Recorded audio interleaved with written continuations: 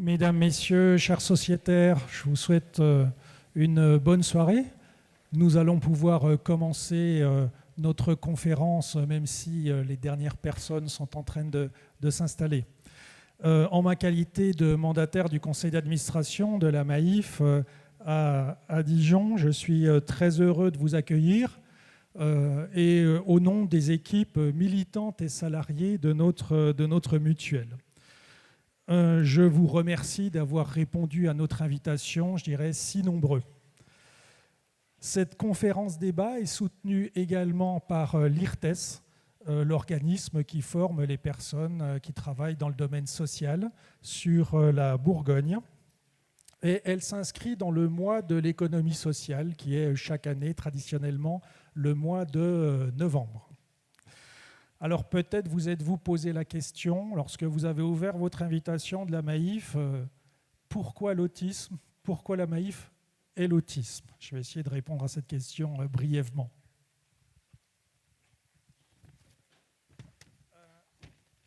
La Maïf cultive depuis plus de 80 ans les valeurs de solidarité, de respect, de transparence à travers son activité assurantielle que vous connaissez, en plaçant l'économie au service de l'homme et de la société et non l'inverse.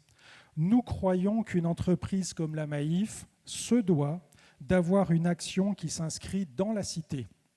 Cette action vise à favoriser l'accès à la connaissance, l'accès au savoir, à l'éducation et à l'emploi.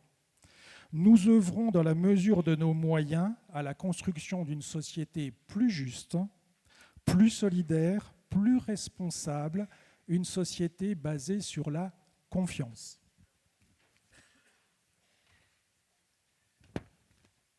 Si vous désirez en savoir plus sur l'engagement sociétal de la Maïf et sur la plus-value, j'ai envie de dire, de l'économie sociale, nous organiserons le vendredi 29 novembre à 14h30, c'est salle de Flore au Palais des Ducs de Dijon. C'est à donc vendredi 14h30, 29 novembre, une table ronde sur l'économie sociale et donc sa plus-value, à laquelle participera le président du groupe Maïf, M. Dominique Mahé. Donc, si vous le voulez, des invitations sont à votre disposition à la sortie de la conférence débat de ce soir.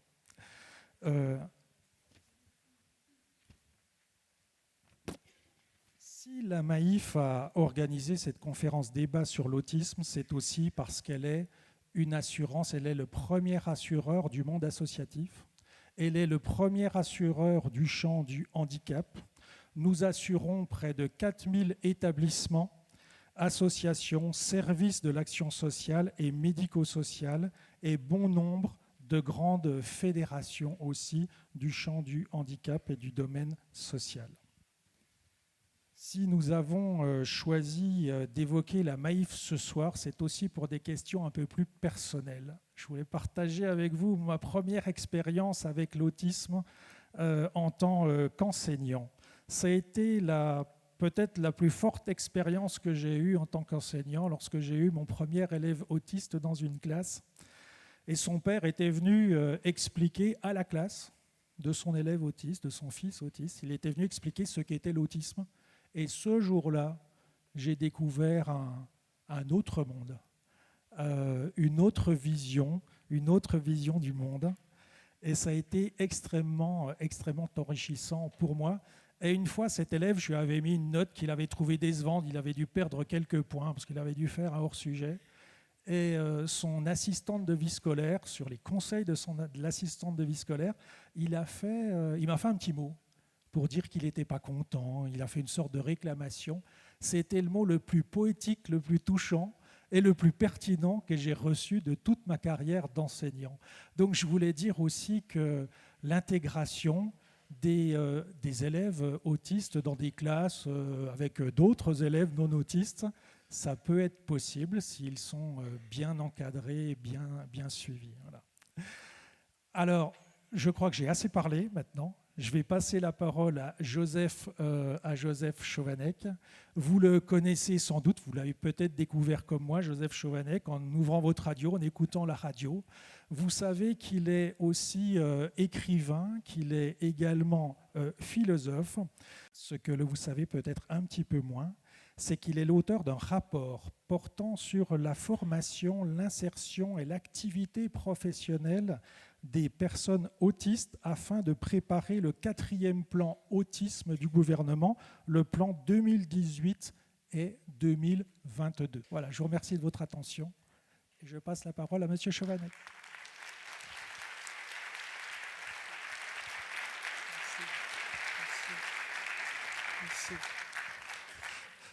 Merci beaucoup pour votre présence nombreuse, chaleureuse. Je suis très touché et je suis ravi de pouvoir partager ce moment avec vous, de revoir des visages connus, des visages amis. Je pense par exemple à M.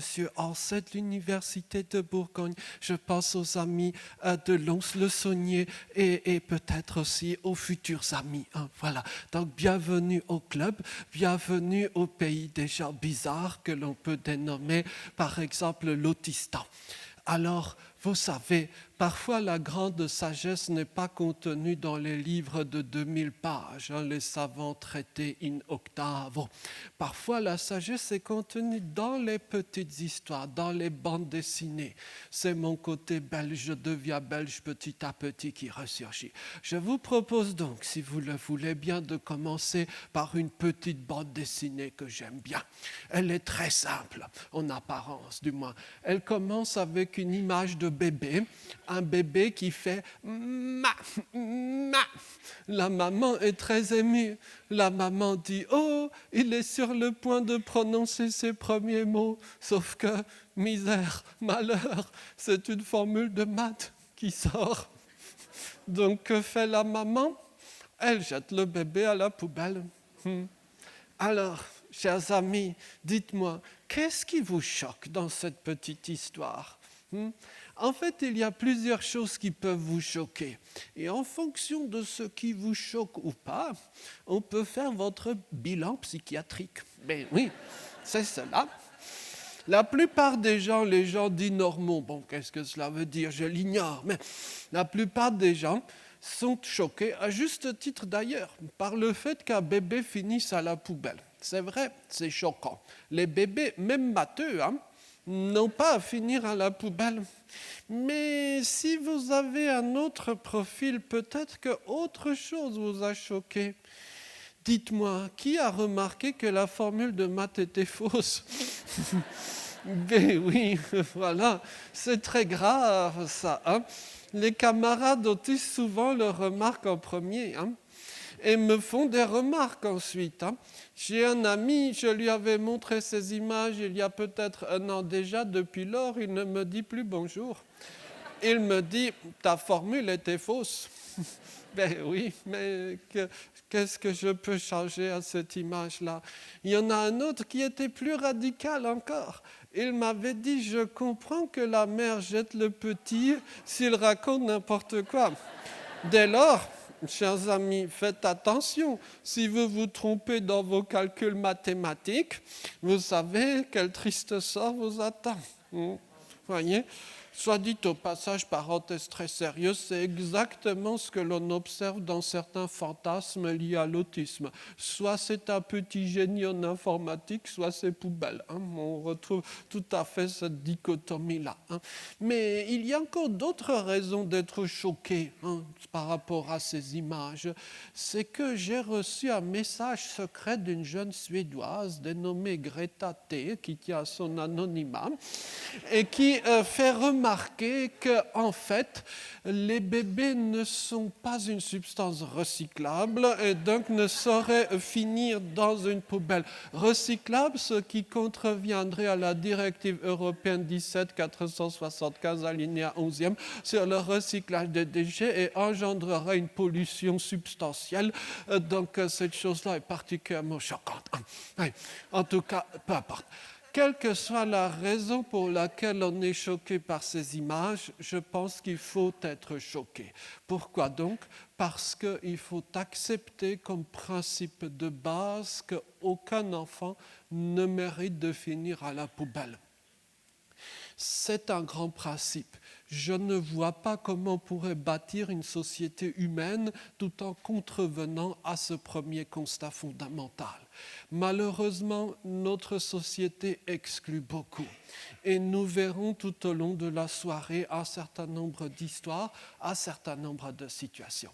Par contre, maintenant, j'ai une mauvaise nouvelle à vous dire, c'est que vient la période chiante de la soirée. 2 minutes, rassurez-vous, ça ne sera pas long. C'est le moment où il faut donner quelques chiffres, parce que si je ne le fais pas, on me dira qu'une fois de plus, je n'ai fait que raconter des anecdotes et que ce n'était pas scientifique. Voilà. Donc, quelques petites données rapides, chiffrées. Première question, les autistes, combien sont-ils ? Oui, ils sont beaucoup.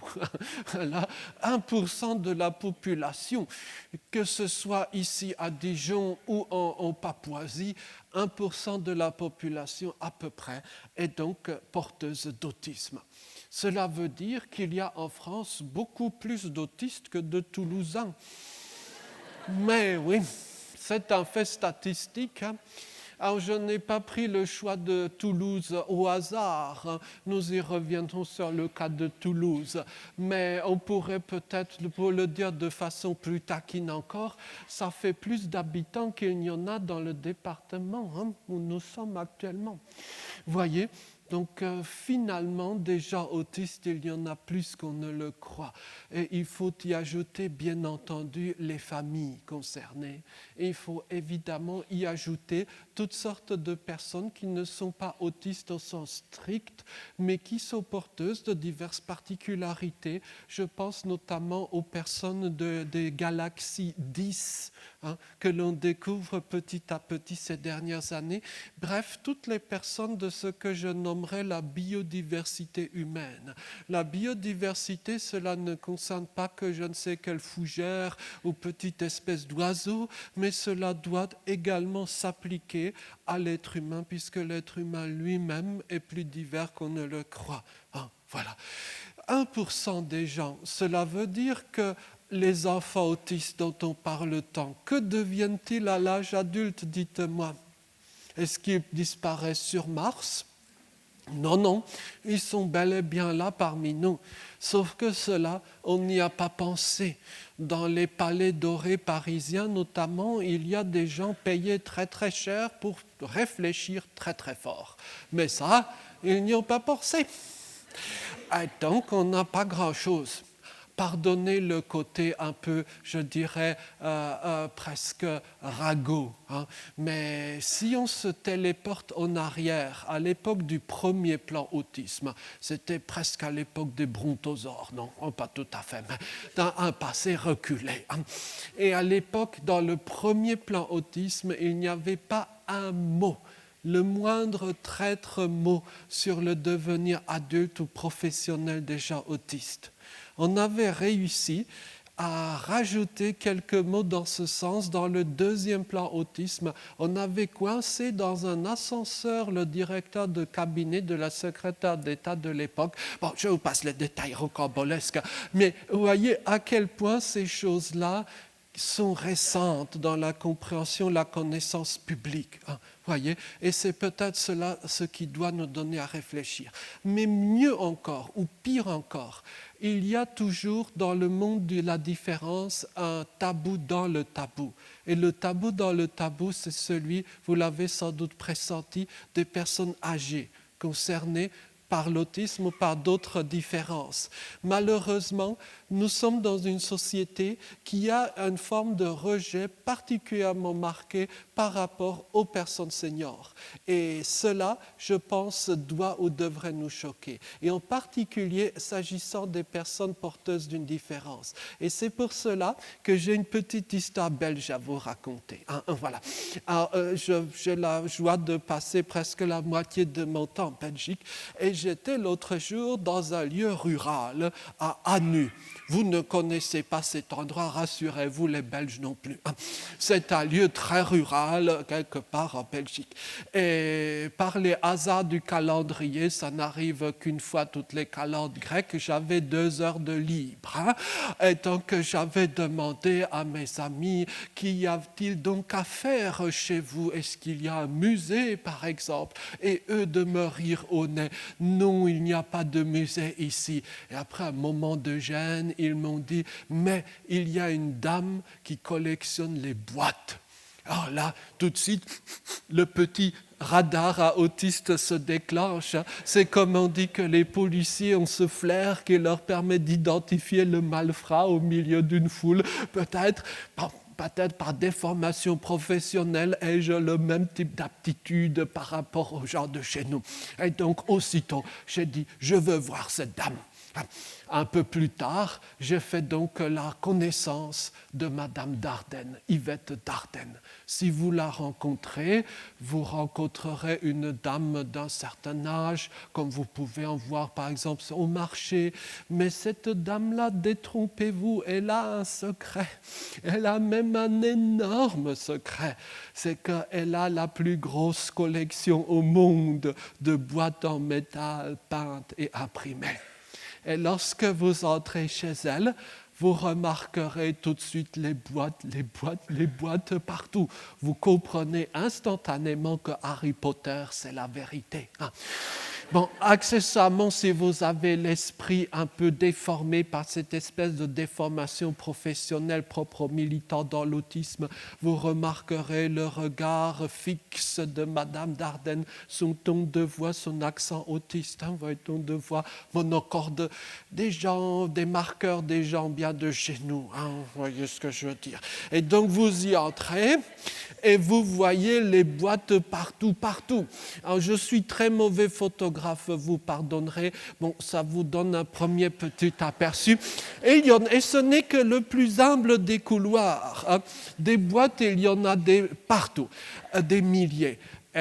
Madame Dardenne connaît chacune de ces boîtes par ses dimensions en millimètres. Elle connaît les numéros de chaque boîte. Et elle se repère dans le temps, non pas en fonction des dates du calendrier, le 17 janvier de je ne sais quelle année, mais en fonction du numéro des boîtes. N'est-ce pas beau? Elle vous dira par exemple que son mari est décédé le jour de la boîte numéro, que ça j'ai oublié.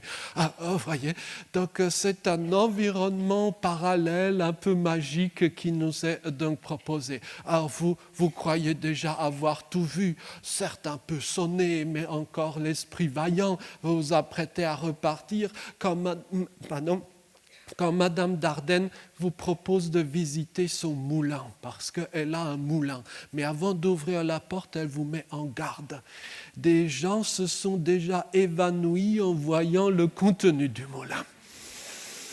Alors, quand vous ouvrez la porte, vous vous retrouvez nez à nez avec donc plus de 60 000 boîtes qui vous contemplent. Alors, il y en a beaucoup plus encore que sur cette modeste photo qui scintille dans la pénombre. Si vous en intervertissez 2, Madame Dardenne le remarquera de suite. Vous voyez? Et donc, moi, j'avais déjà les genoux un peu tremblants. Je souhaitais regagner ma petite chaumière. Et quand Madame Dardenne me dit en guise d'adieu, ces derniers temps, j'ai un nouveau centre d'intérêt. Dites-moi, Madame, quel est donc ce centre d'intérêt? Je collectionne des paniers en osier. Et combien en avez-vous déjà? Oh, c'est juste un début de collection. Oui, mais combien? Dites-moi. 16 400.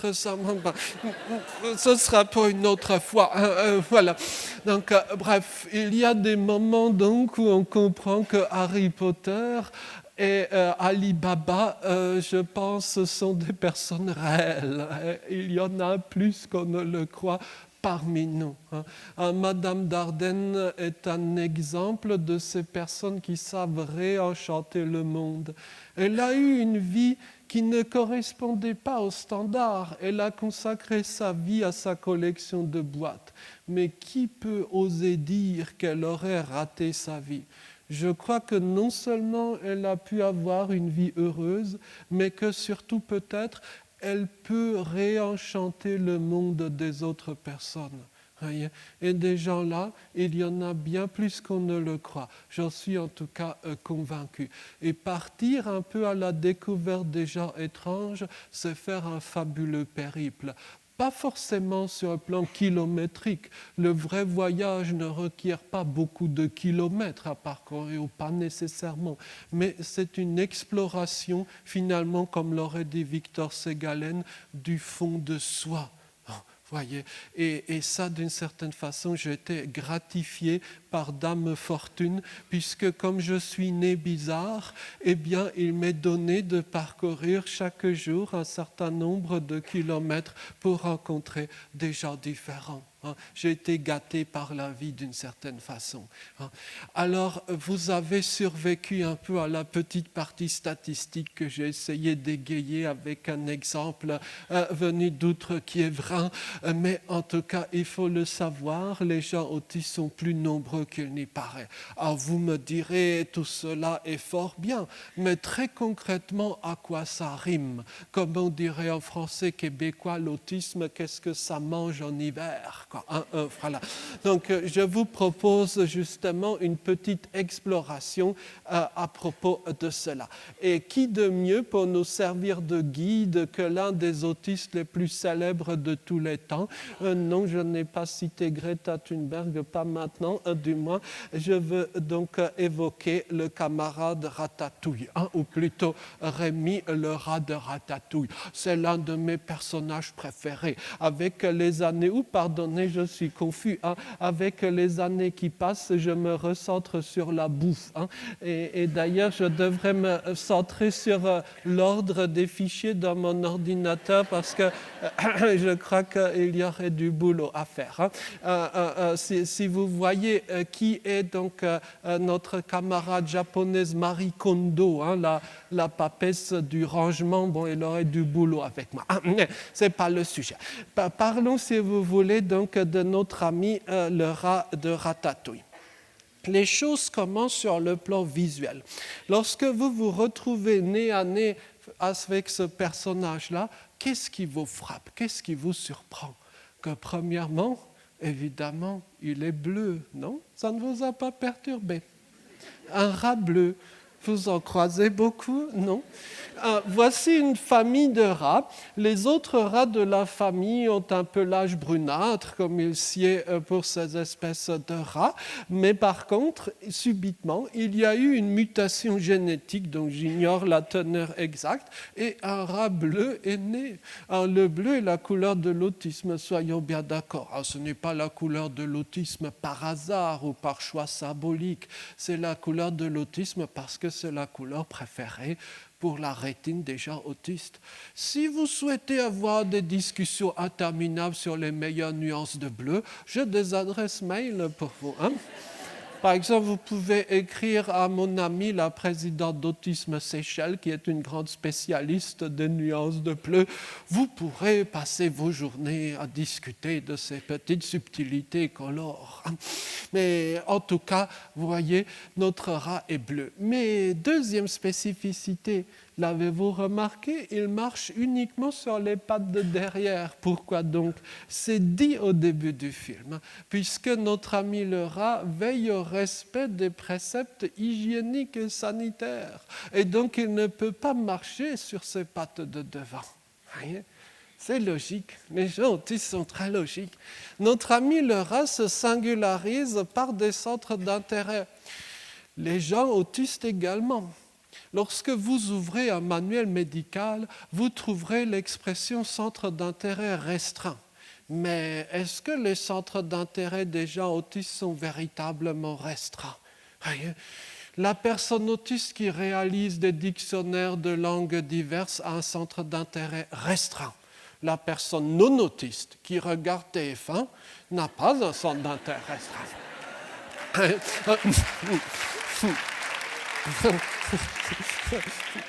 Et donc, c'est pour cela qu'on peut parler de centre d'intérêt tout court. Quel est le centre d'intérêt de notre ami le rat? Vous le connaissez. C'est la cuisine, évidemment.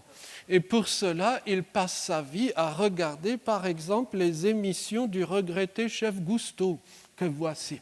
Alors, le chef Gusteau parle de cuisine avec la même fréquence que Greta Thunberg parle du changement climatique, c'est-à-dire à peu près tout le temps. Voyez. Et notre ami le rat, lorsqu'il s'adonne à son centre d'intérêt, eh bien, observez la félicité qui se dessine sur son visage. Si vous voulez rendre un autiste heureux, vous savez comment faire. Les centres d'intérêt sont là. C'est l'une des différences entre personnes autistes et non-autistes. Comment font donc les non-autistes quand ils ont, comme on dit, le moral à zéro, la déprime automnale, hivernale ou autre? Comment font les non-autistes? Eh bien, ils socialisent. Ils discutent entre eux. Au Québec, on dirait ils jasent ensemble, quoi, hein, voyez.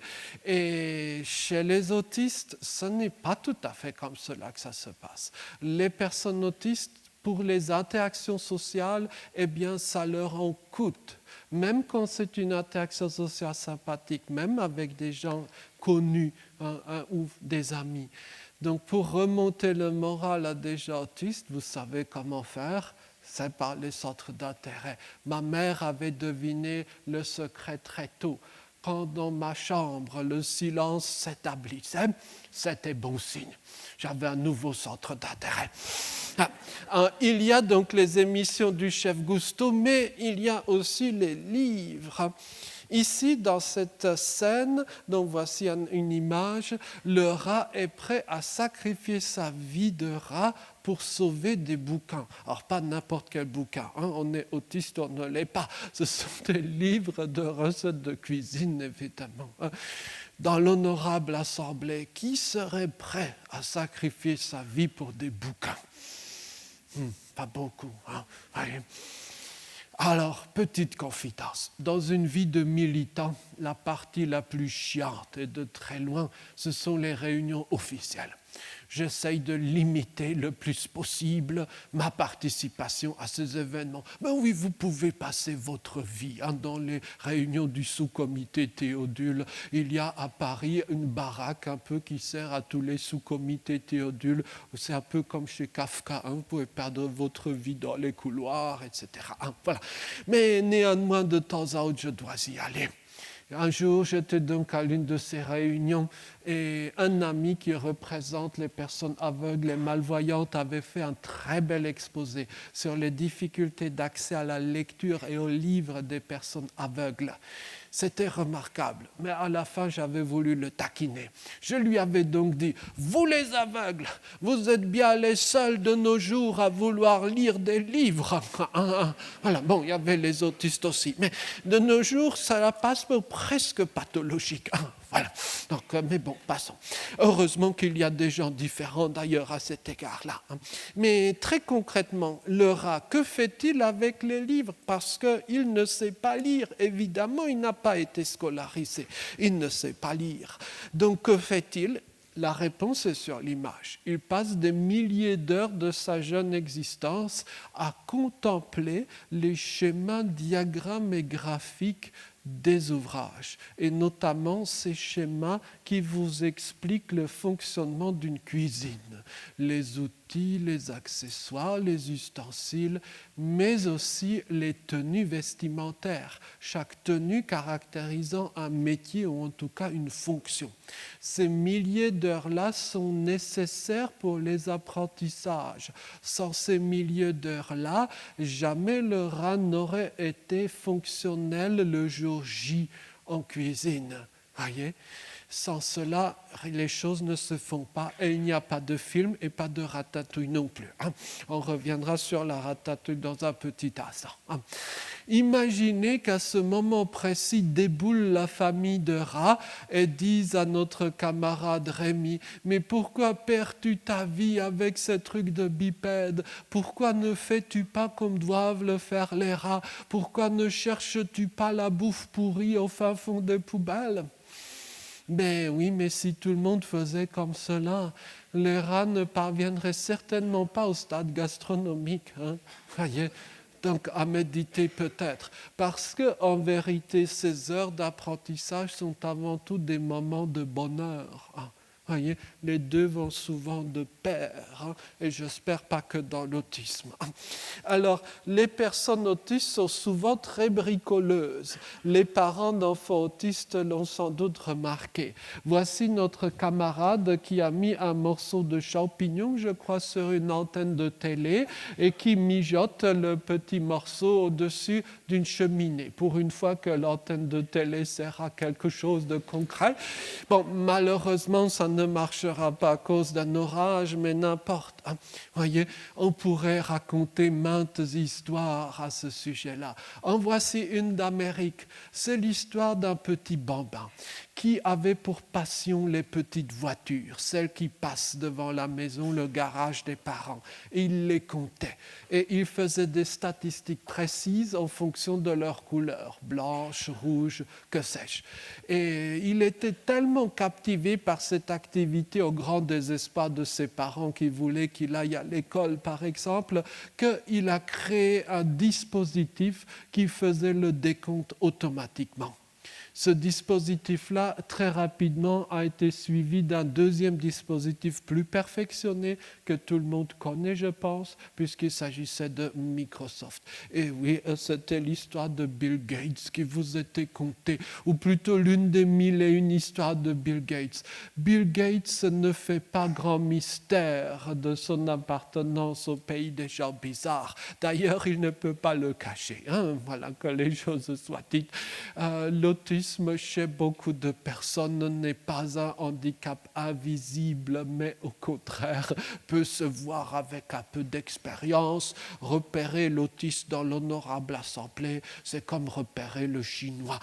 Vous voyez, donc je dirais, c'est une activité assez passionnante d'ailleurs que de faire ce petit jeu de repérage des gens bien de chez nous. Vous voyez, par contre, lorsque vous êtes dans certains départements universitaires de mathématiques avancées, etc., je vous propose plutôt de jouer au jeu inverse. Non, je ne finirai pas ma phrase. Voilà. Donc, en tout cas, vous voyez ces expérimentations, ces bricolages autistiques, dans 9 cas sur 10 échouent. Mais dans un cas sur 10 000, peut-être, ils réussissent parfaitement. Et finalement, beaucoup d'objets que nous utilisons dans notre quotidien proviennent de bricolages autistiques ou étaient à l'origine des bricolages de gens bizarres. Alors, très concrètement, à quoi tout cela mène ? Venons au concret. Le concret, c'est la bouffe. Encore une fois, ce n'est pas le matérialisme dialectique, mais le matérialisme gastrique, peut-être une nouvelle catégorie intellectuelle à concevoir. En tout cas, voici la ratatouille autistique. Elle se distingue de façon extrêmement nette d'une ratatouille non autistique. Comment les non-autistes font-ils de la ratatouille ? Ils mélangent tout, c'est dégueulasse, soyons bien d'accord. Par contre, lorsque notre ami autiste fait une ratatouille, il coupe des rondelles parfaitement superposables l'une à l'autre, qu'il dispose de façon harmonieuse et avec une séquence de couleurs bien spécifiée. Et ça, personne n'y avait pensé. Et cette recette-là, elle fait fondre les critiques. Même les critiques les plus acariâtres, revêches et désagréables, subitement, ils fondent véritablement. C'est un peu cela, la magie du handicap et de la différence. On reviendra sur ce concept-là en parlant de quelques films récents. Bref, vous voyez sans doute où je veux en venir. Mais dans quelques minutes. Alors vous me direz, ça, ce sont des histoires de fiction, la réalité est différente.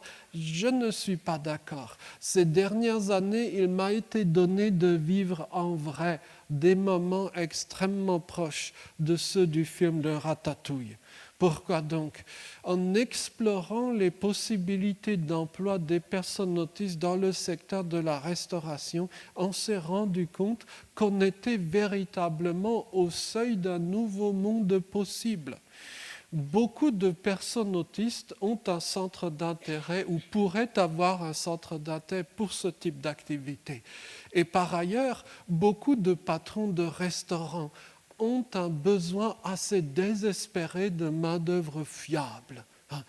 Pourquoi ne pas croiser ces deux profils, ces deux besoins? Voyez? Et l'expérience montre que les tentatives déjà réalisées ont été couronnées de succès. À méditer donc, et j'espère qu'un jour on pourra ouvrir un restaurant autiste, par exemple à Dijon. Il y en a déjà à Grenoble, mais même dans d'autres lieux. Pour vous donner peut-être un lieu auquel on ne pense pas forcément, il y a un fabuleux restaurant autiste à Rabat, au Maroc, tout près des pistes d'atterrissage de l'aéroport de Rabat-Salé. C'est un lieu formidable tenu par la Fondation Mohamed V. Et donc là, tous les postes, tous les rôles dans le restaurant sont tenus par des personnes autistes ou trisomiques. Je crois que c'est le restaurant le plus mieux tenu du pays. Voyez, c'est tout à fait saisissant. Donc, voyez, ces projets-là peuvent avoir une réalisation très concrète. Et accessoirement, eh bien, à la large passant, je me recentre, comme je l'ai déjà dit, de plus en plus sur des choses concrètes. Voilà, vous m'avez compris. Voilà. Donc, nous voyons, eh bien, les personnes autistes ont ce profil-là en termes de centre d'intérêt, en termes, je dirais, de prédilection par rapport à l'ordre et l'harmonie, autant de qualités qu'il nous appartiendra de développer et de découvrir par ailleurs dans la vie concrète. Alors, je vous propose maintenant un autre petit voyage pour continuer notre réflexion. Je vous propose un petit voyage au Japon. Alors souvent, quand on parle d'autisme, on finit par parler du Japon.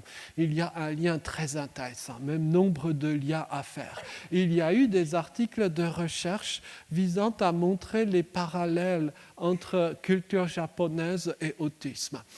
C'est parfois très savant. Pour le dire de mes quelques petits mots de béotien, je constate que nombre de personnes autistes sont véritablement fascinées par le Japon. Cela atteint parfois des niveaux impressionnants.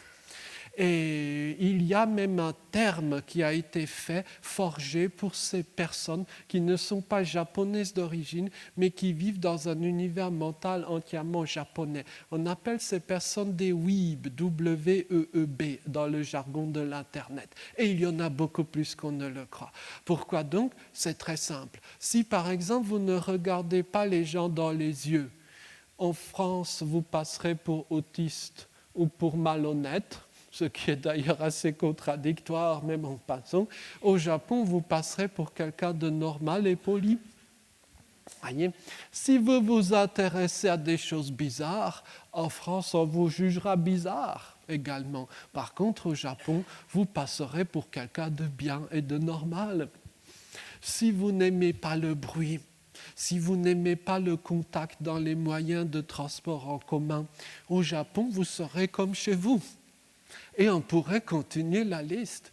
Regardez par exemple cette image. Elle vous montre une salle, une pièce avec un design japonais traditionnel. Souvent, quand on montre cela aux camarades autistes, ils sont comme hypnotisés par l'assemblage parfaitement régulier des lignes, également l'harmonie des couleurs non agressives et la propreté. Voyons par exemple cette photo que j'ai prise totalement par hasard dans une rue de Kyoto.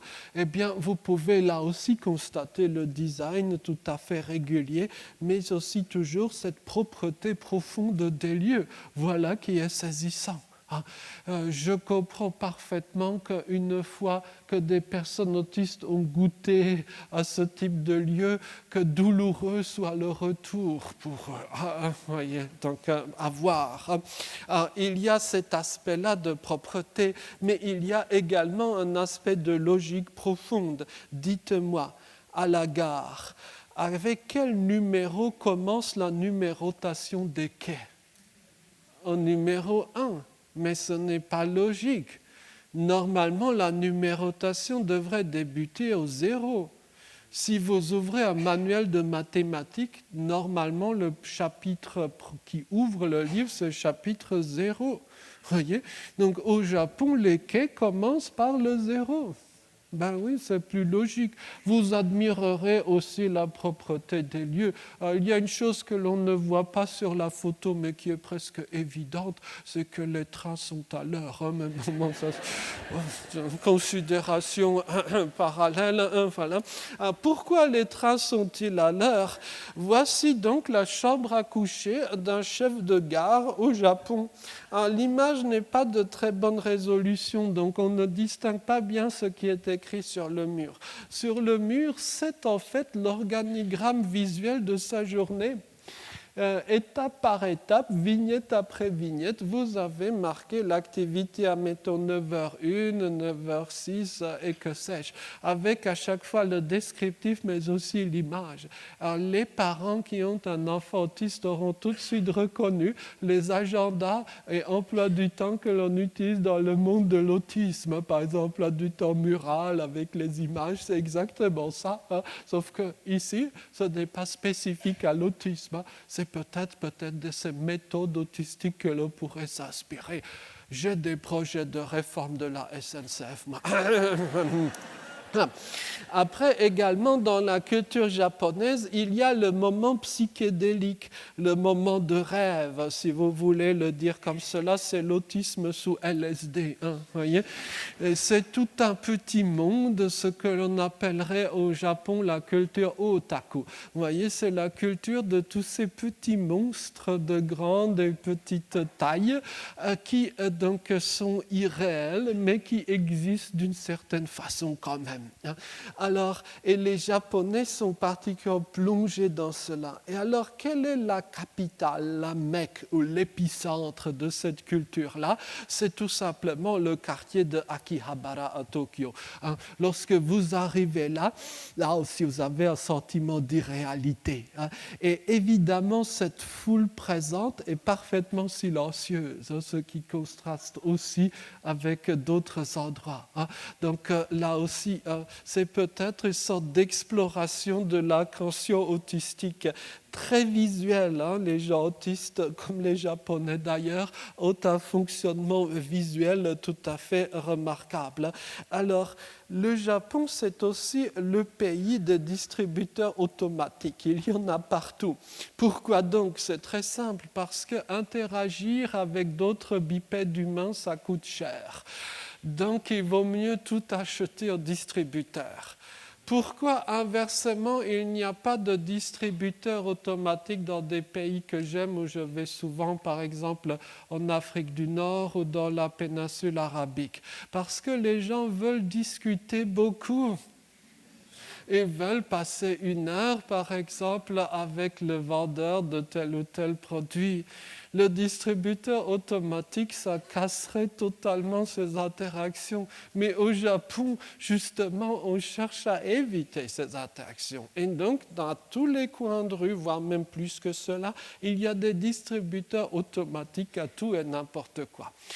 Les pays qui ont des distributeurs automatiques à glace auront toujours une place spéciale dans mon cœur. Il y a longtemps, j'avais été étudiant à Taïwan. Et donc là-bas, j'ai découvert le bonheur des distributeurs automatiques à glace dans les rues. Il y en avait tous les 100 mètres, voire moins que cela. Donc ma vie se passait d'un distributeur à l'autre. À peine avais-je le temps de manger ma glace que j'arrivais au suivant. N'est-ce pas beau ça? Au moins, c'est une pérégrination qui a son importance. Au Japon, évidemment, il y a aussi des distributeurs à glace, mais ça ne vous étonnera pas. Alors, le Japon est connu pour être le pays de la politesse. Vous voyez, en Europe, quand vous faites comme ça, on dira « Ah, il est autiste ». Au Japon, si vous faites comme ça, on dira « Il est poli, tous mes respects, arigato gozaimasu ». Voilà.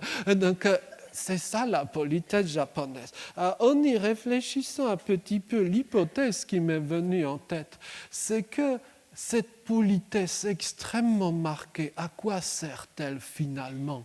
Elle sert à tuer les interactions sociales spontanées. Mais oui, si à chaque fois que vous rencontrez quelqu'un, vous faites une dizaine de courbettes et répétez en boucle des phrases de respect, l'interaction est finie. Par contre, là où votre ami japonais ressentira une vraie terreur, c'est lorsque, par exemple, vous lui poserez une question non prévue. Voyez, il y aurait une expérience psychologique à faire, à savoir inviter ici Greta Thunberg et lui parler d'un autre sujet que le climat. Je pense qu'il y aurait ce même moment de panique. Voilà, ça serait une expérience à mener. Et donc cette politesse japonaise-là, peut-être qu'elle aurait une fonction cachée à ce niveau. Dans un restaurant, évidemment, on ne cherche pas à discuter avec son voisin, d'où les séparations qui peuvent être utiles. Vous voyez, c'est tout à fait intéressant. Et surtout, il y a les toilettes. Alors là, les toilettes japonaises, ça mériterait une étude, et il y en a déjà eu à part entière. Alors, les toilettes japonaises ne ressemblent pas du tout aux toilettes que l'on connaît, par exemple, en Europe. Les toilettes japonaises comportent 1001 écrans avec des dizaines, des centaines, parfois de boutons, j'exagère à peine, et donc des pages et des pages de manuels qu'il faut consulter pour savoir comment ces appareillages fonctionnent. Voilà. Les Japonais croient que toutes les toilettes du monde fonctionnent de la même façon et n'imagineraient pas leur vie sans ces toilettes high-tech. Voyez. Donc là, cela peut nous donner à réfléchir. Et là, peut-être petite parenthèse personnelle, je crois que la particularité japonaise va au-delà du culturel. Et on l'observe lorsque on voit les réactions des gens par rapport au schéma en 3D, par exemple, du métro japonais. Les Occidentaux, même très intelligents, sont presque toujours perdus lorsqu'ils voient les schémas en 3D du métro au Japon. Par contre, les Japonais, je dirais, sont rassurés par ces schémas d'une haute complexité, comme si leur cerveau était câblé autrement. Voyez, et là aussi, peut-être, ça peut nous donner à réfléchir autour de cette notion de biodiversité humaine. Je ne suis pas sûr que tout soit simplement une question, on va dire, de culture, plus ou moins évidemment arbitraire. Mais bon, passons. Voyez, c'est un petit excursus que je me suis permis de vous proposer, un excursus de voyage, mais qui nous a permis, je l'espère, d'entrevoir un certain nombre d'autres caractéristiques. En tout cas, nous comprenons à présent bien, du moins je l'espère, pourquoi nombre de personnes autistes partent vivre dans certains lieux particuliers, et notamment évidemment au Japon. Mais il n'y a pas que le Japon. Je vous propose, en cheminant vers la conclusion, je vous propose un autre petit excursus. Un excursus cette fois de l'autre côté du monde, dans le monde, le vaste monde bleu du Pacifique. Quand j'étais petit, j'étais évidemment fasciné par les cartes du monde. Les cartes du monde avec les noms bizarres, les côtes qui sont découpées plus ou moins étrangement. Et puis ensuite, venait un moment où vous faisiez pivoter le globe terrestre et venait le flash bleu. C'était le Pacifique. Et oui, la moitié du monde est bleu. Voyez. Et quand j'étais petit, je rêvassais en pensant à cette face bleue du monde. Et il m'a été donné de passer du temps, de vivre même dans le Pacifique à plusieurs reprises. J'ai vécu en Nouvelle-Zélande, entre autres. Alors pourquoi je pense pouvoir le dire? Le directeur de la Bibliothèque nationale de Nouvelle-Zélande est autiste. Et donc il y a un phénomène de mafia autistique qui se met en place. Je passe les détails. Donc, dans le Pacifique, c'est très simple. Je suis convaincu qu'il y a des pays qui sont particulièrement inclusifs, qui ont cette capacité d'accueil, y compris et surtout pour les personnes différentes. Je vous propose de l'explorer très concrètement en regardant ensemble cette école. Voici une école française, mais cette école-là ne répond pas aux lois françaises. C'est une école en Nouvelle-Calédonie. donc dans le Pacifique aussi, zone mélanésienne cette fois. En Nouvelle-Calédonie, comme vous le savez, il y a une autonomie légale et sur la quasi-totalité des sujets, le pays est autonome. Et en particulier dans les zones kanak, où le droit tribal, donc le droit coutumier, s'applique. Donc voici une petite école où je passais un petit bout de temps, une école en pays kanak, donc en tribu, comme on dirait localement. C'est une très chouette petite école avec une dizaine d'enfants et dont 2 frères porteurs d'autisme, tous les 2. Et là, comme l'école, je dirais, sort du cadre juridique habituel, on a pu bricoler. Alors, l'un de nos 2 jeunes camarades, par exemple, ne pouvait pas apprendre à compter. Pourquoi ? On a réfléchi parce que les jetons avec lesquels devait se faire l'apprentissage du calcul étaient de couleur rouge. Or, pour un certain nombre de gens autistes, la couleur rouge pose problème. Ce n'est pas forcément mon cas, du moins pas à un très fort degré, mais dans son cas particulier, c'était un problème. Donc, après avoir discuté avec l'enseignante, elle a eu une idée géniale. Pourquoi ne pas lui faire apprendre le calcul, non pas avec les jetons comme on le faisait d'habitude, mais avec par exemple les dinosaures. Le petit est un passionné des animaux, des dinosaures. Donc voici la maîtresse, cette adorable maman kanak, qui apporte un panier avec des dinosaures. Le gamin a appris à compter, mais en un claquement de doigts. Alors, ce n'est pas au programme de l'éducation nationale, mais ça marche bien. Et on peut faire même plus que ça. Comme le petit est passionné par les animaux, donc on a fait venir les animaux. Vous voyez, lapin, poule, tout ça, ça envahit la salle de classe, quoi. Vous imaginez la scène à Dijon, dans l'école maternelle. Je ne suis pas sûr que l'inspection académique valide tout cela.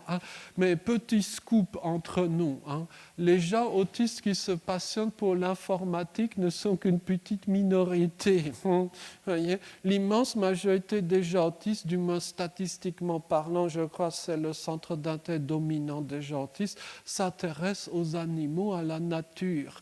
Comme le dit M. Delcoux, qui est notre ambassadeur d'Autistan en Belgique, grand passionné de plantes, François Delcoux le dit bien, le fait que Greta Thunberg défende la biodiversité, c'est une tautologie, puisque elle-même, elle fait partie de cette biodiversité. C'est une réflexion intéressante quand on pousse un peu les choses à ce stade-là. Mais aussi, dans cette petite école en Nouvelle-Calédonie, on a fait encore autre chose. Et là, amis de l'éducation nationale, bouchez-vous les oreilles. Un grand blasphème retentira dans ces lieux. C'est que la maman des 2 frères autistes est présente en classe. Ben oui, c'est logique, parce que qui est donc le meilleur expert d'un enfant autiste ? Ce sont ses parents. Pourquoi ne pas profiter de leur connaissance du fonctionnement de leur enfant ?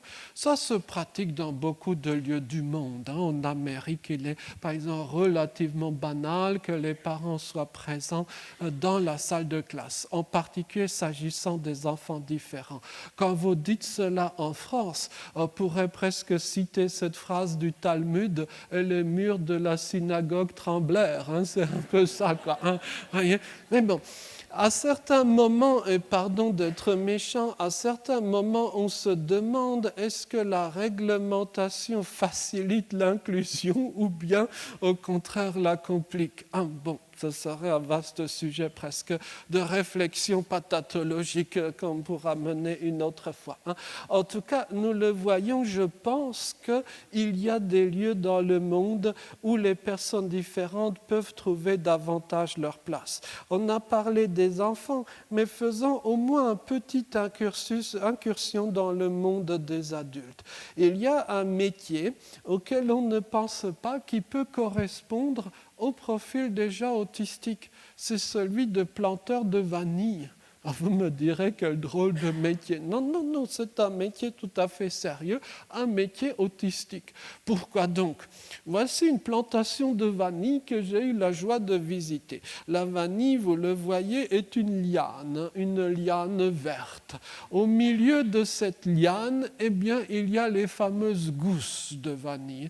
Les gousses de vanille sont vertes elles aussi, hein, pas noires, hein, elles sont noires quand elles sont sèches. Mais pour qu'elles puissent sécher, vous devez d'abord les cueillir. Et pour cela, il faut les repérer. Et c'est là que l'autisme entre en jeu. Puisque si vous êtes non-autiste, en principe, vous aurez du mal à distinguer les gousses vertes de la liane verte, elle aussi. Mais les gens de chez nous, et je pense notamment aux cultivateurs en question, ont l'œil, hein, et distinguent la gousse verte noyée quelque part dans la liane. Bien plus grande efficacité, hein. Vous voyez? Donc à méditer, si vous cherchez un métier sympathique, c'est une piste. J'ai rencontré cette fois en France aussi, à Charleville-Mézières, un camarade qui vivait d'un élevage de lombrics, vers de terre. Ce peut être un formidable métier. Vous voyez, l'avantage, c'est que vous n'avez pas à bavarder pendant des heures avec le patron de lombric en costard-cravate, quoi. Vous voyez ce que je veux dire?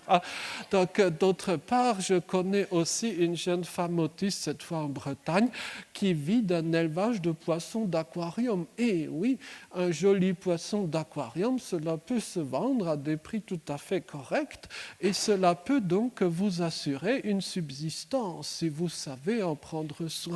Voyez, il y a donc mille et un métiers un peu particuliers auxquels on ne pense pas, mais qui peuvent contribuer à cette inclusion. Et avant de terminer, avant d'arriver à la conclusion, je vous propose justement une réflexion sur ce que les personnes différentes peuvent apporter. Je crois que le rôle des personnes différentes, des personnes autistes, c'est avant tout de remonter le moral à des gens jugés valides, hein. C'est peut-être comme cela qu'on pourrait résumer les choses. Et vous avez peut-être vu un film qui est sorti ces tout derniers jours, au moins les affiches, à savoir donc Hors Normes. Alors, il se trouve que par les hasards du militantisme, j'ai la chance de connaître depuis des années certains des protagonistes du film, notamment le véritable héros du film, à savoir Daoud Tatou. Alors, cette histoire-là, que nous apprend-elle ? Elle ne nous apprend pas forcément tant de choses que ça sur l'autisme. Elle nous apprend, je dirais, surtout des choses sur ce que les autistes peuvent apporter au reste de la société. Voyez? Et par exemple, comment est-ce que les personnes différentes peuvent aider les jeunes en voie de désocialisation, déscolarisation, voire sur le chemin de la délinquance. C'est extraordinairement juste. Et il n'y a pas que ce film-là d'ailleurs qui explore ce sujet. Il y a une réalité, en Nouvelle-Calédonie on l'a fait, de voir comment la présence d'une personne différente change totalement le parcours de vie des autres personnes. On pourrait appeler ça l'effet Yvette Dardenne, pour reprendre le nom de cette dame qui collectionne les boîtes, mais on pourrait donner à cet effet quasiment n'importe quel autre nom de personnes différentes, tant cela est fascinant. Je ne nommerai pas le monsieur, mais j'ai un ami qui est haut cadre quelque part en France, un très haut cadre même. Et dans son service, eh bien, c'était la guerre civile. Les collègues, eh bien, se détestaient cordialement. Les noms d'oiseaux fusaient dans les couloirs et parfois on manquait d'en venir aux mains. Chouette ambiance, hein, au travail. Et donc le grand patron a eu une idée de génie. Il a embauché un camarade autiste comme assistant personnel. Et là, subitement, coup de baguette magique, le climat s'est bel et bien amélioré, a été totalement chamboulé au sein du service en question. Voyez, c'est ça peut-être l'effet un peu de la différence, l'effet de l'autisme. Ces derniers jours, j'étais ça ne vous surprendra pas, en Belgique. J'étais au Festival international du film handicap de Namur, un très gros événement où il y a des dizaines et des dizaines de films du monde entier sur le handicap. Je peux vous dire qu'il y a très peu d'événements qui peuvent changer si profondément l'ambiance dans une salle et le vécu des gens. Donc, véritablement, je crois, ça peut nous donner à réfléchir. Alors, j'ai évidemment un petit coup de cœur. Peut-être vous proposer ce film. Alors, je ne peux pas vous le montrer, je n'en ai ni le temps ni les droits. C'est le film Duke. Donc, le film Duke nous montre un jeune homme autiste, le voici, qui est donc non-verbal. Il ne parle pas du tout. Il ne parle pas du tout. Pourquoi? Parce qu'il n'a pas été scolarisé, parce que quand il était petit, il n'a pas bénéficié des solutions qui existent dans le monde de l'autisme. Et donc notre ami Duke, malheureusement, est dans une famille qui est au bord de la rupture. La famille, comme c'est souvent le cas, est dans une situation ingérable et se fait harceler, sinon maltraiter, par son frère, par son père. Et c'est la maman qui essaye tant bien que mal de le protéger. Et donc dans cette famille où je dirais les tensions sont absolument gigantesques, eh bien la seule distraction de Duke, c'est qu'on lui a donné une tablette pour qu'il regarde des films. Voilà.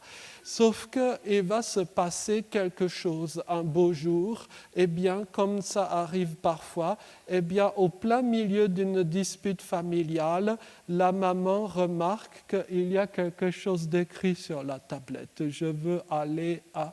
La phrase n'est pas terminée. Donc la maman demande au papa, c'est toi qui as écrit ça? Non. Au frère? Non. Et donc c'est comme ça qu'on a découvert que Duke, en fait, savait écrire. Et ce film-là, je dirais, produit un effet très fort. Et lorsque, au festival, il y a le vrai Duke qui entre dans la salle, c'est un moment où tout bascule, voyez-vous. Donc, le monde de la différence est plein de ces moments magiques qui nous interrogent très profondément sur ce que finalement être humain veut dire. Et permettez-moi pour finir de vous montrer une image, ça sera une image en guise de conclusion. Je présente mes excuses aux personnes qui l'ont déjà vue, cette image. J'ai un ami autiste de très longue date. Alors non, ce n'est pas lui, il est un peu trop jeune. J'ai un ami autiste de très longue date qui a dédié sa vie aux langues. Donc, plutôt que, par exemple, de jaser ensemble sur les réseaux dits sociaux, il écrit des dictionnaires de vieux corniques et de vieux manois. Si vous savez à quoi correspondent ces désignations de langue, il y a une tablette de chocolat belge qui vous attend. L'autre jour, à une conférence, quelqu'un s'était levé et avait commencé à nous débiter la définition de la langue cornique. C'était quelqu'un de chez nous. Il s'était trahi. Et donc cet ami-là réalise des dictionnaires que évidemment aucun éditeur ne publiera parce que les éditeurs s'intéressent aux romans de gare, bas de gamme, ça se vend. Et donc si vous rencontrez, vous en tant qu'éminent professionnel de l'autisme, mon ami, et si vous lui posez des questions sur Lady Gaga, il ne répondra pas, il ne dira pas un mot, et son regard fixe vous fera dire ou croire que mon ami est concerné par une déficience intellectuelle, alors que tel n'est pas le cas. Et mon ami, au contraire, croira que vous avez des lubies bizarres. Pourquoi perdre sa vie à des personnages tels que la personne précitée? Bon, passons. Alors, pendant toutes ces années d'amitié, je me suis fait bien des soucis pour mon ami. Je m'étais dit que peut-être, malheureusement, il allait finir clochard. Et oui, beaucoup de personnes autistes vivent à la rue. Alors, c'est un sujet quasiment tabou en France, mais qui a fait l'objet de certaines études en Angleterre. Le fait d'être autiste décuple, sinon davantage encore, votre chance, votre risque d'être à la rue. Voyez, c'est une thématique massive. Petite révélation, parmi les chercheurs titulaires au CNRS, j'ai bien dit parmi les chercheurs titulaires au Centre national du repos social, du CNRS, il y a donc des gens qui vivent à la rue. Et il y a même une petite cellule du CNRS pour tenter de leur trouver un petit lieu. Parce que oui, vous pouvez être extraordinairement doué dans je ne sais quel domaine de physique ou de maths, mais ne pas savoir remplir la paperasse pour avoir une piole ou un logement. Voyez-vous. D'autre part, je me suis aussi fait des soucis par rapport, malheureusement, à la dépression ou au suicide. Je pensais que mon ami autiste pouvait risquer d'être concerné par ces sujets-là. Beaucoup de personnes autistes passent par des phases de dépression grave et parfois même se suicident. Dans mon entourage autistique, cela fut un vrai, carnage. Et le mot n'est pas exagéré. Mais Dame Fortune a bien fait les choses. Mon ami a trouvé un petit boulot, une petite source de revenus. Comment a-t-il fait, me demanderez-vous? Il l'a fait à la manière autiste. Je conseille souvent aux futurs étudiants autistes de ne pas s'inscrire en études de lettres modernes ou autres. Dans ces filières-là, vous aurez 1001 candidats, 1001 étudiants dans l'auditorium. Ce sera très compliqué à gérer. Et lorsque vous postulerez à un emploi, tous ces candidats-là vous empocheront le poste à votre place. Parce qu'évidemment, chaque entreprise ou presque préférera embaucher des personnes non autistes. Faites donc plutôt des études de vieil Éthiopien. En études de vieil Éthiopien, vous serez seul avec le prof. Lequel prof sera ravi d'avoir un étudiant après 20 années de disette. Et le prof sera au moins aussi bizarre que vous. Et donc, il vous jugera normal. Et un jour, je sais que c'est vilain à dire, mais cela arrive, et un jour, le prof de vieil Éthiopien sera rappelé auprès de l'Éternel. Et ce jour-là, un poste de prof de vieil Éthiopien se libérera. Et la fac, même si elle ne vous aime pas, même si vous êtes aussi mal coiffé que votre serviteur, je ne suis jamais allé chez le coiffeur de ma vie, même si votre nœud de cravate n'est pas fait, et même si votre CV ne ressemble à rien, la fac n'aura pas le choix, elle devra vous embaucher. C'est comme ça qu'a fait mon ami, alors pas avec le vieil Éthiopien, mais avec une autre langue à peine plus connue. Et l'an dernier, à l'automne dernier, il est arrivé une chose que jamais je n'aurais cru possible, à savoir donc que mon ami est devenu papa. Et c'est là que les problèmes commencent. Pourquoi donc? Parce qu'à la naissance de son enfant, de son fils, que voici, une pensée terrifiante a envahi l'esprit de mon ami. Et si jamais son enfant n'était pas autiste? Imaginez d'avoir un enfant qui ne s'intéresse ni à la morphosyntaxe du proto-élamite oriental, ni à la formation de l'aoriste sigmatique en sanskrit védique et qui veut regarder des femmes. Comment est-ce que vous allez éduquer un tel enfant? Oui.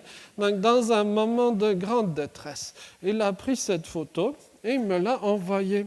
J'ai moi-même transféré cette photo à des amis autistes qui ont le regard expert. Et ensemble, nous avons étudié cette photo. Et comme on aurait dit encore une fois dans le Talmud de l'Assemblée des sages, après délibération, etc., alors il semblerait que le petit ait déjà le regard autiste. Ouf, les parents sont soulagés. Alors, je ne sais pas, à vrai dire, si le petit est vraiment autiste. En tout cas, il n'a toujours pas son diplôme. Ça commence à tarder. Mais il y a une chose dont je suis d'ores et déjà bel et bien sûr, c'est que mon ami, donc le papa, sera un bien plus fiable. Et j'oserais même dire meilleur papa qu'un certain nombre de gens qui pensent être normaux. Et si vous me permettez une toute dernière phrase, C'est une phrase qui est tirée du préambule de la Constitution suisse. Je tiens à dire que je ne suis pas suisse. Contrairement à ce que certaines personnes pensent, je tiens à le redire parce que certaines fois il y a des agents du fisc dans la salle.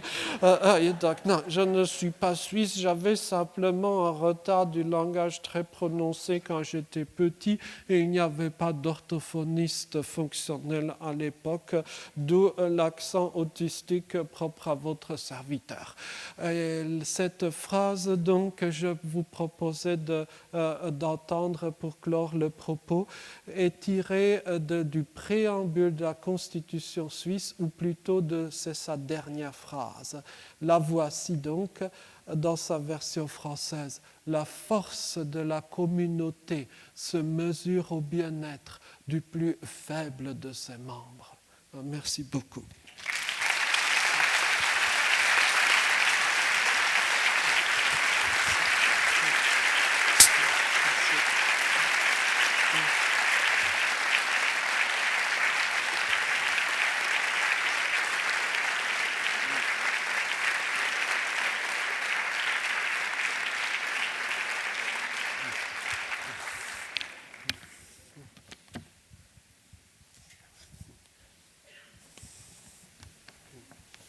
Voilà, alors nous allons passer au moment des questions.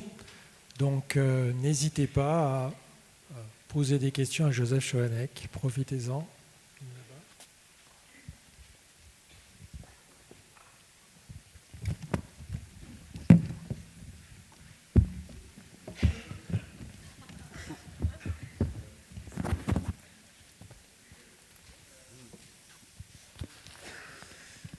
Bonsoir monsieur. Bonsoir. Vous avez souvent, quelquefois fait référence à Greta Thunberg dans votre développement, mais vous, quelle est votre opinion sur l'avenir du monde ?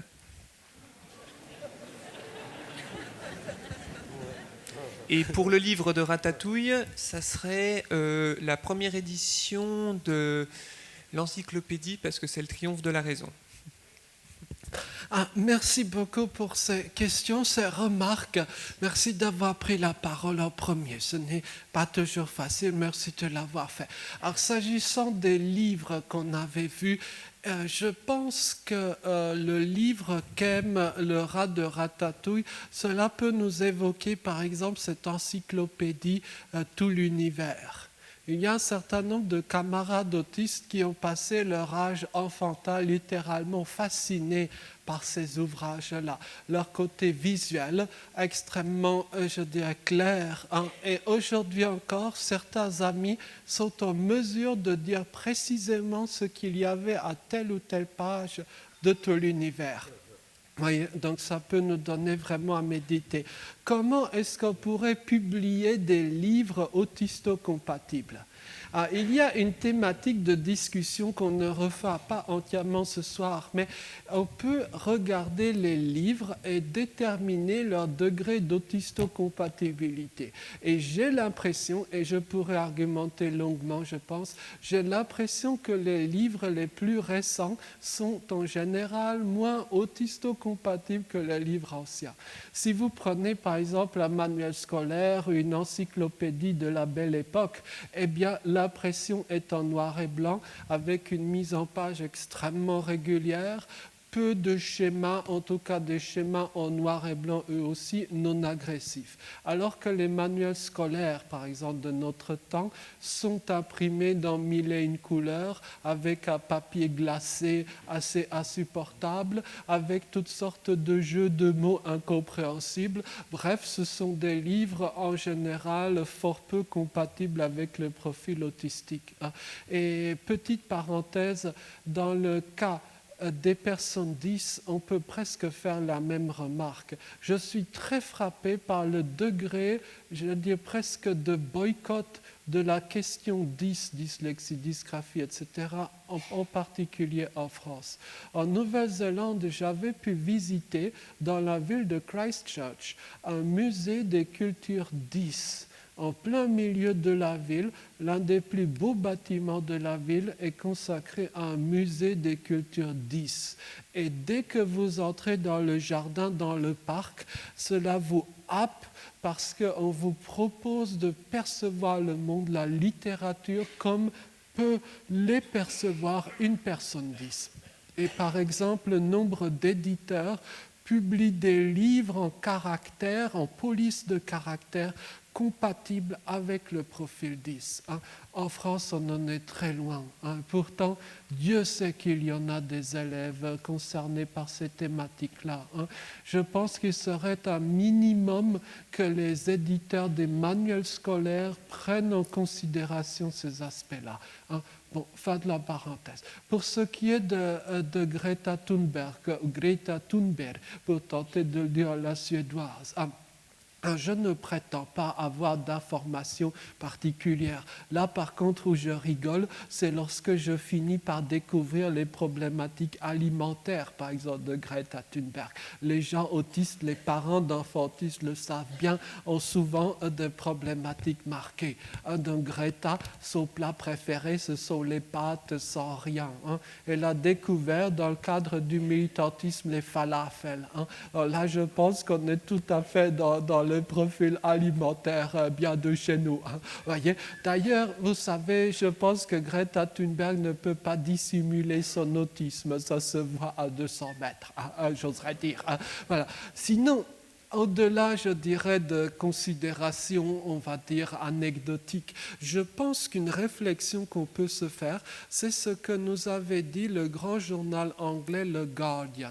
Le Guardian avait publié un article titré à peu près comme ceci. En fait, Greta Thunberg nous apprend davantage de choses sur l'autisme que sur le changement climatique. Et je crois que c'est vrai. Parce qu'en vérité, les points forts de Greta Thunberg sont précisément ce que les manuels médicaux assimilent à des problématiques ou des déficiences liées à l'autisme. Prenons par exemple le fait que Greta Thunberg n'ait aucun sens des hiérarchies sociales.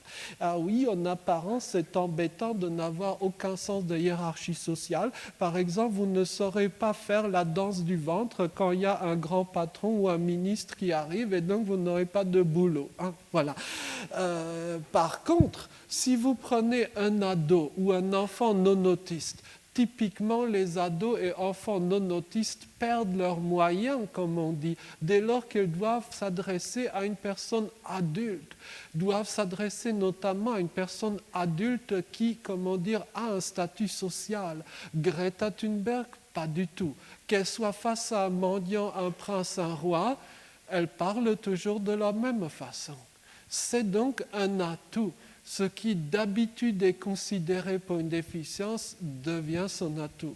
Autre chose, évidemment, ses centres d'intérêt.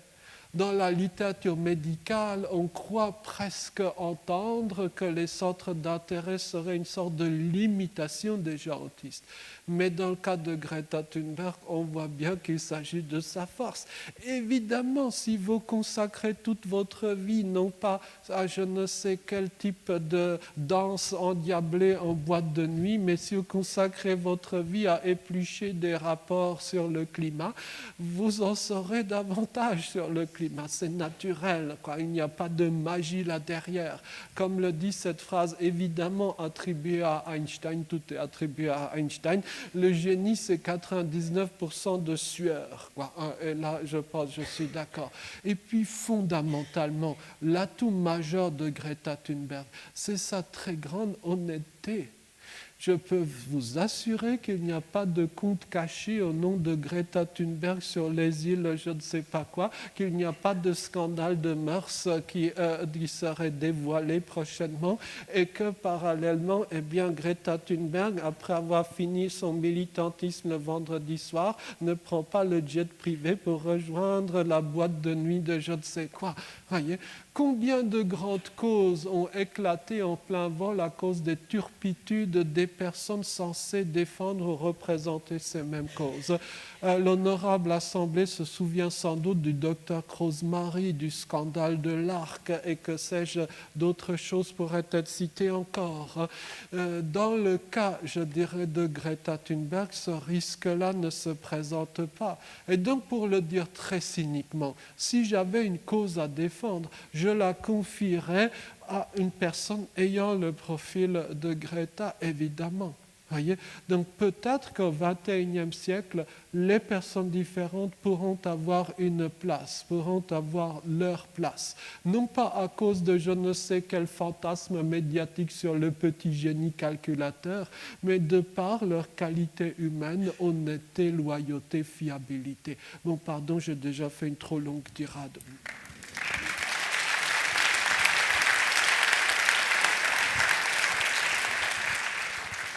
Il y a encore une question.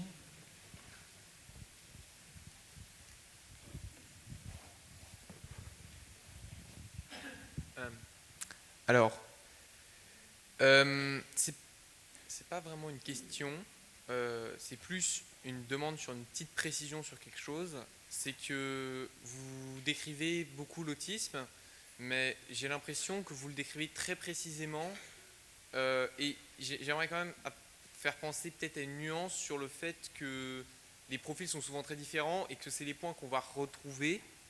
C'est les points qu'on va retrouver chez les autismes, mais seulement une partie, pas forcément importante, et que ça ne se retrouve pas chez tous les profils,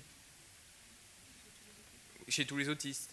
Et j'avais l'impression que ce n'était pas vraiment précisé dans la conférence, qu'on disait beaucoup de choses qui représentaient les autistes, mais qu'on ne précisait pas que c'était des points qui se retrouvaient, mais qui n'étaient pas toujours là, pas systématiques. Merci beaucoup pour le propos, merci pour cette remarque. En effet, il y a toute la question de savoir doser ou calibrer le contenu des présentations sur l'autisme. Il va de soi que cette soirée presque entre guillemets de gala n'était pas une présentation, j'allais dire, médicale sérieuse.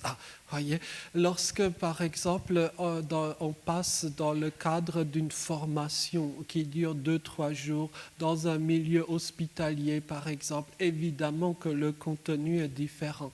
Simplement, j'ai comment dire, une certaine réticence à agacer le public en commençant le propos par le fameux énoncé du DSM-5, les critères de diagnostic. Je pense que ça assure un sommeil précoce de l'Assemblée. Et par ailleurs, songez, si j'ose le dire, aussi à votre serviteur. J'ai des événements tous les jours sur l'autisme. Si je passais ma vie à parler du DSM-5, je serais en souffrance. Enfin, bon, c'était une petite taquinerie.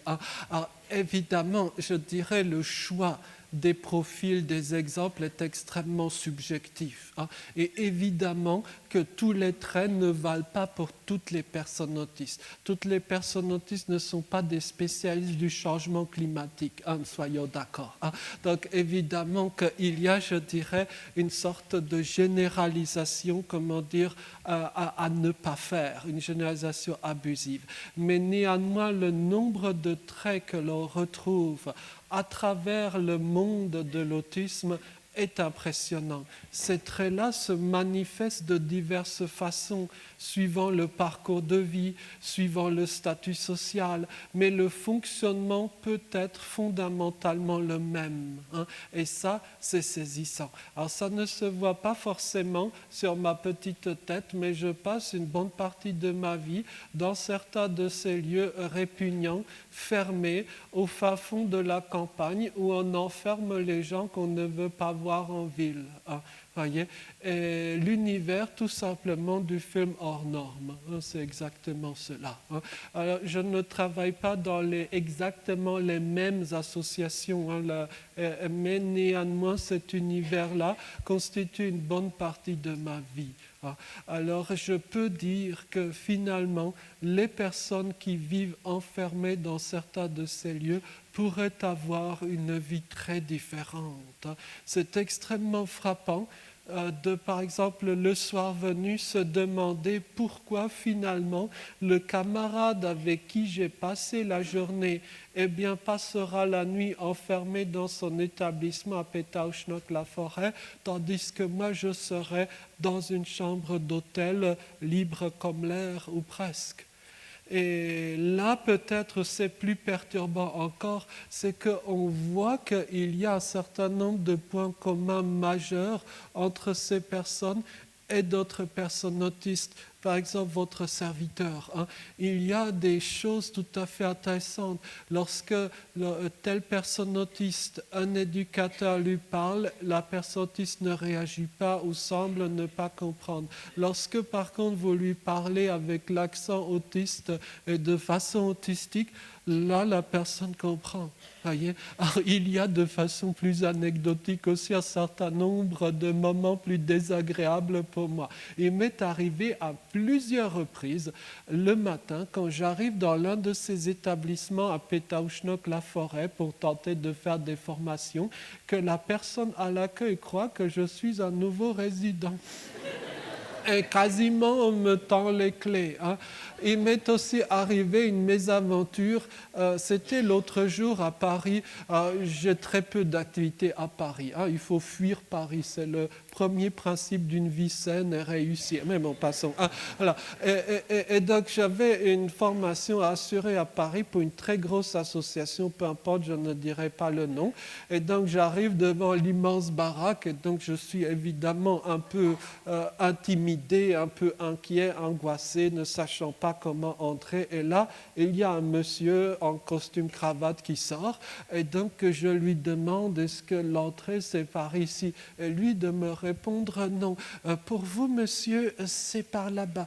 Vous descendez cette rue, vous tournez à gauche et puis vous tournez encore une autre fois à gauche. Et donc je lui ai remercié pensant qu'il s'agissait d'un raccourci. J'étais ravi d'avoir reçu un si bon conseil. Donc j'ai suivi l'itinéraire et là je me retrouve dans une autre rue où véritablement je ne voyais pas la porte d'entrée de l'organisme en question.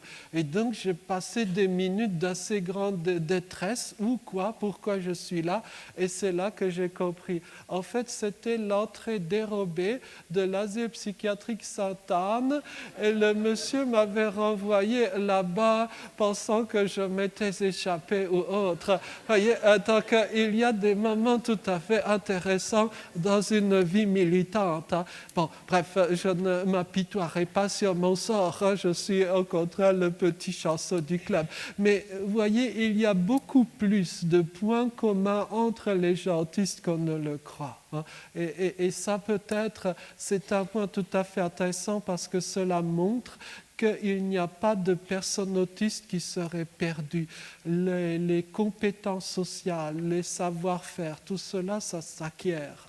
Et jusqu'à ce jour, je n'ai encore jamais rencontré de personnes autistes dépourvues de compétences.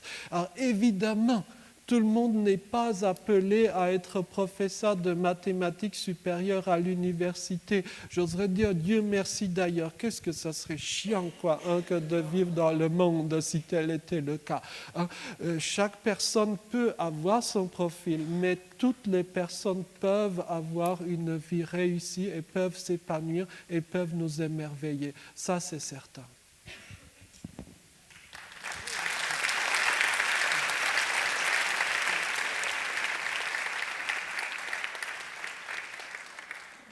J'imagine que beaucoup auraient encore des questions à poser, mais je crois que nous allons clore cette soirée maintenant en remerciant M. Chovanec chaleureusement de son intervention.